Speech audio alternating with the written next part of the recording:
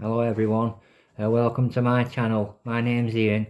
I'm still doing the same thing. I'm reading stories from the 70s, which are accurate and true at the time, because it's interesting. Everything's been messed up and intertwined with each other. So when I read these stories, I hope that other people can relate to the fact that we're losing a lot of information, and like I say, introducing new stuff that's accurate from the time is quite a good thing. So I'll start. So today, could you please subscribe and like my channel, please? Thank you. This one's called The Man Who Was Jekyll and Hyde. This is a true story, this, from the 1970s. Now I'll start. William Brodie was a well-respected man in Edinburgh. In the mid-18th century, in a straight-laced city, he shone as a model of civic sobriety. The son of a prosperous cabinet maker, he was a deacon or leader of the Masons' Guild and a city councillor, but the deacon was also the model for one of English literature's most horrifying characters, Robert Louis Stevenson's schizophrenic scientist, Dr. Jekyll. For Brodie, like the gentle doctor, had a secret life behind his mask of virtue.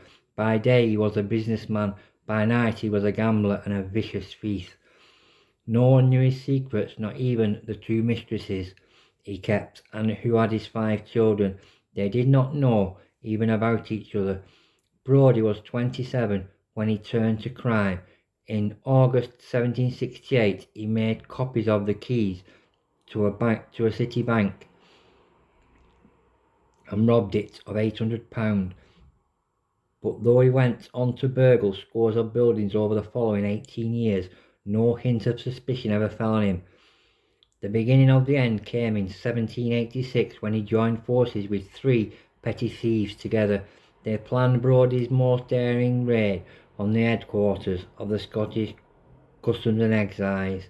The gang was surprised by an employee, and though Brodie got away, one of the thieves, John Brown, turned King's evidence to escape transportation for other crimes he had committed in England. Brodie fled to Amsterdam, hoping to escape to America, but on the eve of his departure, police caught up with him. Brodie was extradited and put on trial in Edinburgh, in the same courtroom where only a few months before he had sat as a juryman. The evidence was damning. Police found the proof of his double identity: false keys, pistols and a burglar's black suit. Brodie was condemned to death, but the man who had laughed at the law for 2 decades was not yet finished.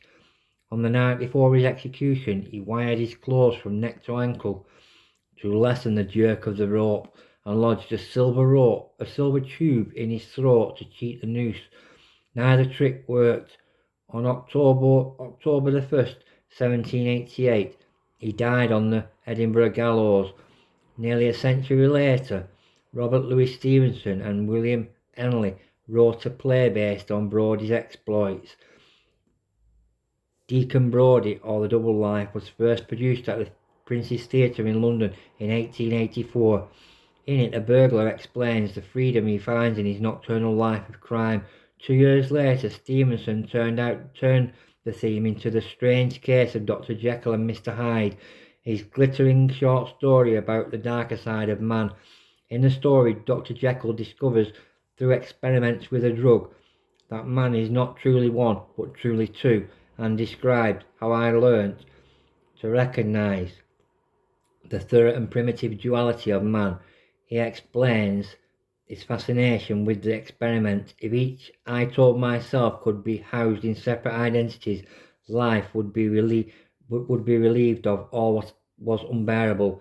The unjust might go his way, delivered from the aspirations and remorse of his more upright twin, and the just could walk steadfastly and securely on his upward path, doing the good things in which he found his pleasure, and no longer exposed to disgrace and penitence by the hands of this extraneous evil.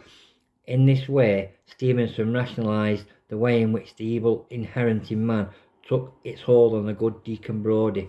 So that was a story about Deacon Brodie, where the name Jekyll and Hyde originates from. So anyway, I'll leave it for now. I'll do one in the next day or two. So if you like this, can you please subscribe to my channel? Thank you. Bye.